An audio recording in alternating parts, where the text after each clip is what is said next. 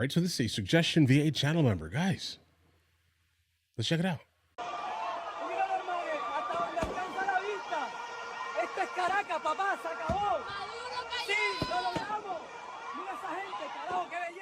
In the early hours of January 3rd, 2026, the U.S. military launched Operation Absolute Resolve, executing precision strikes on Venezuelan capital Caracas. They successfully captured President Nicolás Maduro and his wife, bringing them to New York to face federal charges related to terrorism and other crimes. A video shows a special military operation against a dictatorship with a million-strong army, which paralyzed Venezuela's military system without losing a single soldier or damaging any aircraft. Maduro didn't even have time to change out of his pajamas before being captured. The scene was as thrilling as a Hollywood blockbuster, leaving the world stunned. Under Maduro's rule, Venezuela experienced a severe economic collapse, including hyperinflation and prolonged storages of basic goods. He became notorious for election manipulation, causing food shortages and human rights violations. The U.S. capture of Maduro was met with overwhelming joy from the Venezuelan public. They cried tears of happiness. Trump's bold action freed millions of Venezuelans suffering under authoritarian rule and removed a major threat to the U.S. This moment will go down in history. Venezuelans, kneeling and crying, thanked Trump and the U.S. for liberating them from Maduro's regime. Yeah, bro, I don't know. Why does that look like AI? Many Venezuelans began spontaneously burning Maduro statues and images. Crowds chanted for freedom, fireworks lit up the sky, and everywhere were tears of joy. After decades of tyranny, oppression, and hunger, the people of Venezuela were finally free. This is the true will of the people.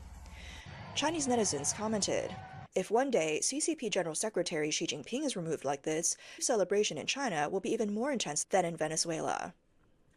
On Douyin, a video was posted showing the Venezuelan people celebrating Maduro's capture. The comment section, with over 11,000 comments, overwhelmingly supported the Venezuelan There's people. a big difference here, though, Many guys. of them said, "There are not many artificial suns left," and asking, "When will we be able to celebrate?" Will the son of our homeland be scared by comments like this?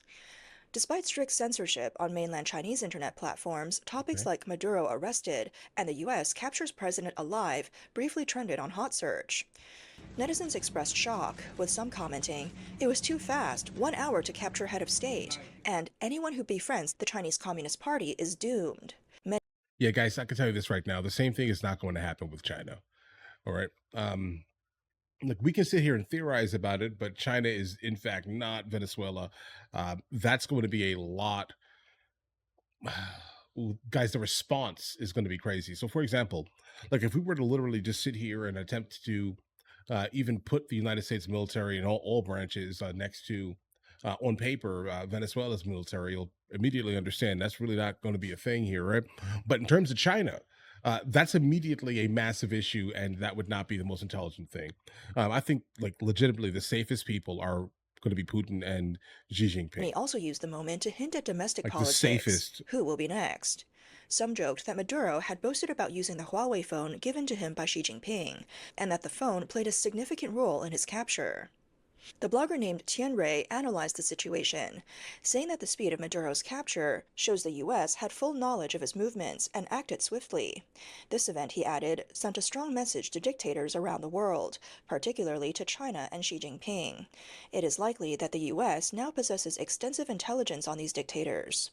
The fall of Venezuela's dictatorial regime has far-reaching geopolitical implications, including for China's authoritarian regime.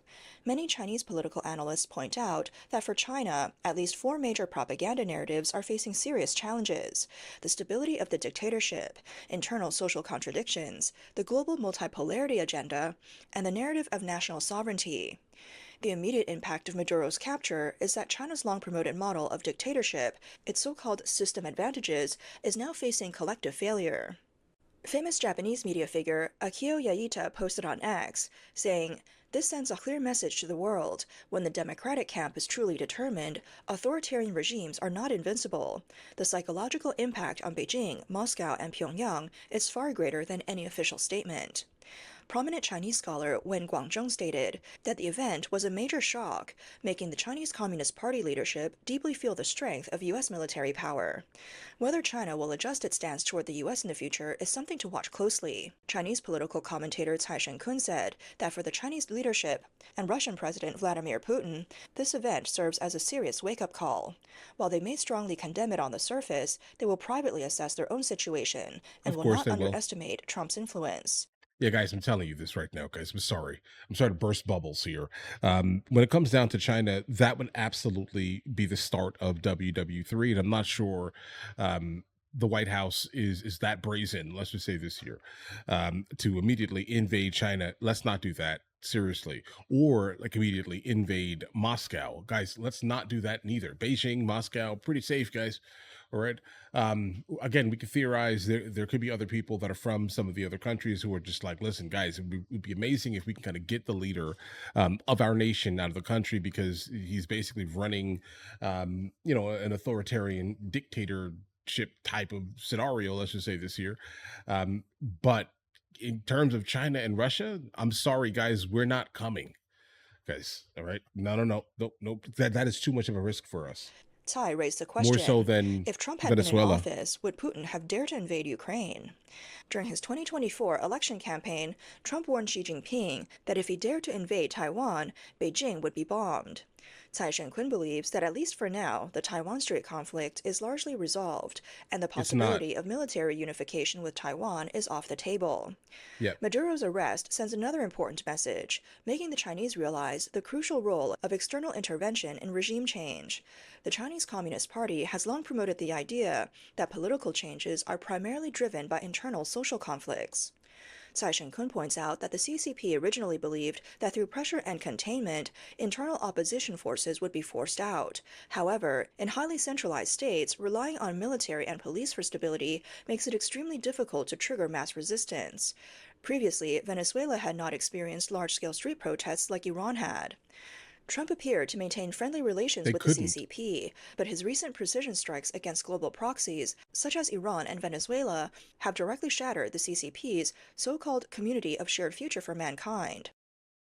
Not long ago, China and Venezuela had reiterated their desire to strengthen cooperation in a multipolar world. On January 2nd, Maduro posted videos and photos on Instagram of a meeting with the CCP delegation, calling it a pleasant meeting with Xi Jinping's envoy Qiu Xiaoqi. He emphasized, Venezuela and China share a brotherly bond, and both sides reaffirmed their strong ties.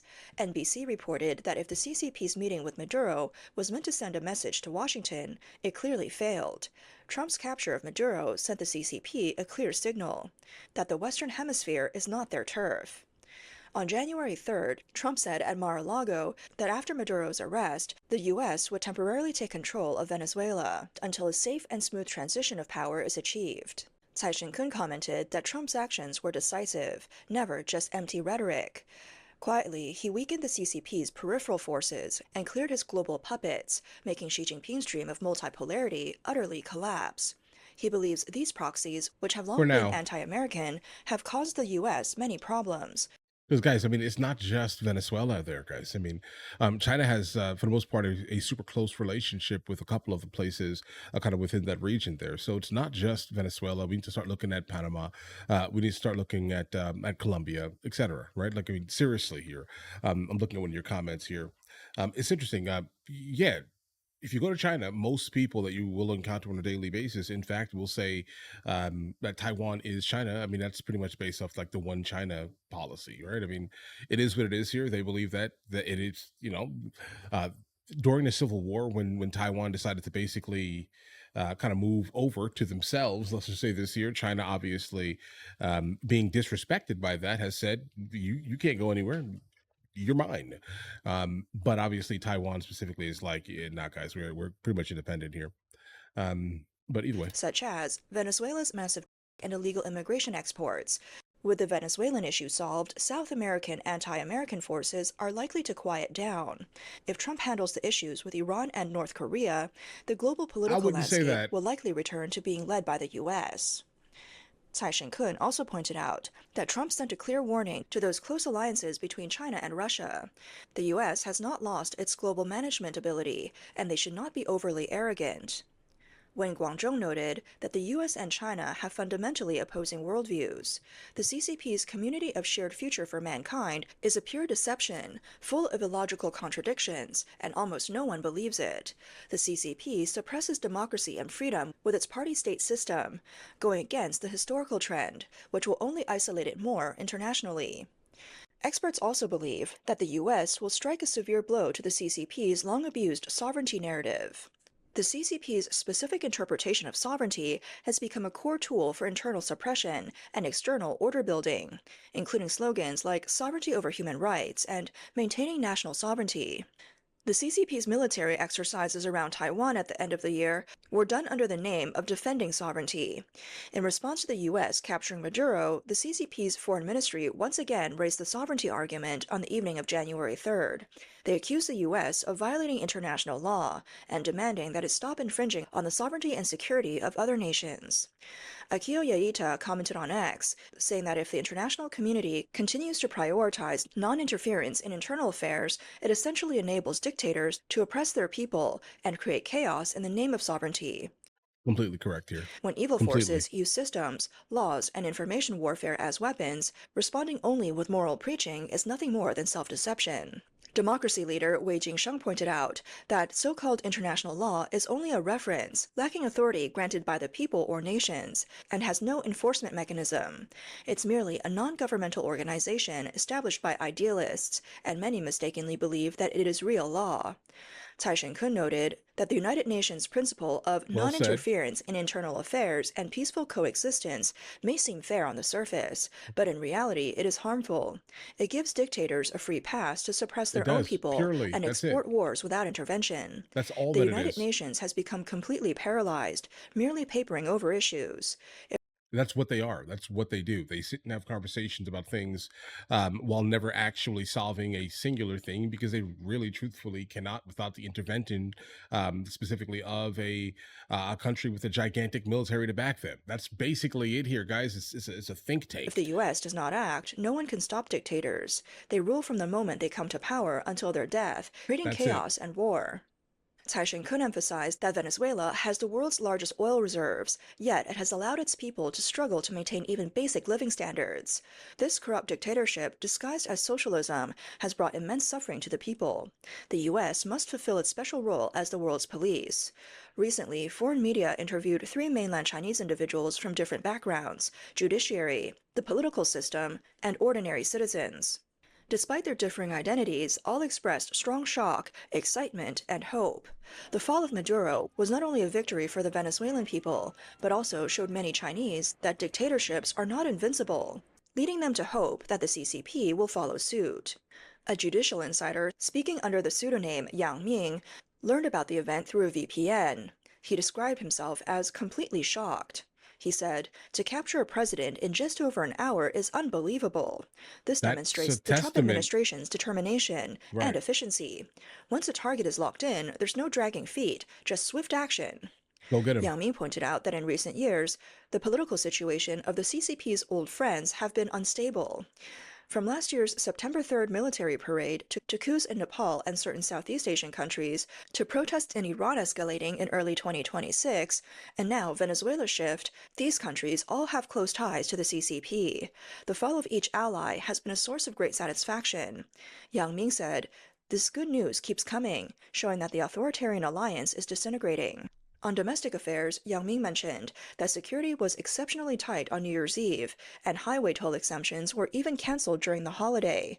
He believes this reflects the authorities' extreme vigilance against potential instability. He said, with less movement and fewer opportunities for gathering, this also reveals their unease. Many people, including colleagues around me, are privately discussing, will the CCP be next in 2026? Everyone No. holds great hope, expecting to witness its downfall. He stressed that Maduro's regime, disguised as socialism, has caused its people to struggle to survive, despite being a major oil-producing nation. The corrupt dictatorship's collapse serves as a warning to the CCP. He said, "The U.S. took action. The role of the world's police must be assumed, or dictators will run wild." An They are insider running of the wild. political system, speaking under the pseudonym Zhao Yi, couldn't hide his excitement during an interview. He said, "When I heard the news, I was thrilled. No one wants to live under the shadow of dictatorship. Maduro's capture is not just a victory for the Venezuelan people, but for the whole world. It proves the effectiveness of external intervention." From a military and power perspective, Zhao Yi analyzed that Trump set a modern precedent with catching the thief by capturing the leader first. Zhao said, "Without large-scale ground battles, without sacrificing countless soldiers and civilians, he ended a potential long-term conflict with precision. It reflects the wisdom of an ancient Chinese saying, but in a more civilized and efficient manner. Trump is truly a great leader." He revealed that while the news was partially blocked, state media has reported it quietly, unable to fully cover it up. Zhao Yi said, "Many in the system are discussing it privately, and high-level officials are probably urgently studying how to prevent similar decapitation strikes. They're definitely in meetings, assessing the safety of top leaders." But this also shows everyone that dictators are not untouchable. Zhao Yi estimates that the vast majority of Chinese people would be happy about similar Hold events. on, He guys. said, "People are tired of oppressive rule, economic decline, and propaganda lies. If dictatorship can end peacefully without sacrificing the interests of ordinary people, that would be the best outcome. The Maduro Okay, incident okay, okay. Wait. gives us hope." Okay. All right. I think we get it. I think we get what's happening here. All right. Listen. Yeah. If there is no outside intervention, a lot of the times dictators are going to definitely run their country kind of for themselves, well, to exclusively to the benefit of themselves, basically, until they expire. I think that's by default the kind of the definition of how they generally run these countries. But I will say though, I think one of you guys just pointed out here in the comments something super intelligent because it's true. I definitely recall the Iraqis. I definitely recall the Libyans. When you got rid of their big bad guys, what happens? You basically create a vacuum where kind of anyone and anything can come in and just immediately hostile take over, specifically the environment. And then what happens? Please bring me back. Give me back the dictator. I get what you're saying here. That makes sense. Um, and that's because of the vacuum. This is kind of why I've always, for the most part, been against the idea of regime change that is not to the benefit specifically of the citizens, not so much the benefit of outside influences. I've always said this. I'm not changing my opinion on that, kind of because it's really important to make sure that you take care of the people. Because if not, what happens? They then go to the neighboring country, and now we're like again in some crazy refugee crisis, and the next country that's the closest to it is now going to be suffering from all types of illegal immigration. The reality, and that's kind of what's worrying me specifically when it comes down to Maduro's capture, obviously, and Maduro's second in command lackey basically taking over the country. It's like, bro, what do you mean here? Right? It sounds like this is going to be more of the same stuff because again, if she had the ability to kind of make any type of pushback while she was in the position that she was in, she would have, right? But she didn't. She basically um, kowtowed for the most part here, right? I mean, she just basically, kissed the ring, right, consistently and maintained whatever demands that Maduro had. And now the fact that she's now in command of this place here, it's like, bro, what do you mean here, guys? Right? It sounds like more of the same thing, but just a different person, guys. Because again, she learned to maintain her position exclusively based on Maduro being the teacher. So I think she needs to go. Even though obviously the easiest kind of I don't know conversion to what Venezuela will turn out to be would be if someone already knew kind of how things were going instead of immediately putting in someone that's brand new that legally got elected. What I mean here, but either way, um, there just needs to be a drastic change in that region, kind of as a whole. I think things need to definitely benefit the people, but it's also not like a new thing where a country finds oil or has a gigantic quantity of oil, right? And then what happens, guys? What do you think happens here? Um, Everyone is poor, right? Everyone is poor. Hyperinflation is happening, but yet the leaders of said country tend to be extremely well off, right? I mean, they end up in all the absolutely amazing places, while the people that should be benefiting from all of the oil that is found there is not benefiting. It's just corruption to the depths of it. I mean, there needs to be a better way to manage kind of this absolutely immense resource here, guys. And the people definitely should be benefiting from it, kind of large scale, specifically if it's within their nation, guys. Right? Guys, do you want to watch movies with me? I never actually thought to like promote it over here, guys. But if you guys do want to watch it, guys, we have hundreds of movies, and I mean hundreds of movies that we've reacted to. You guys can come watch them with me if you want to, along with many TV shows. Currently, we're working on the show Dexter, along with Vikings, and we have a lot of series that are already completed. But if you guys do want to watch it with me, the link is in the description. Everything's available at the second tier. But of course, if that's not your thing, guys, don't worry. Right? Listen, like and subscribe.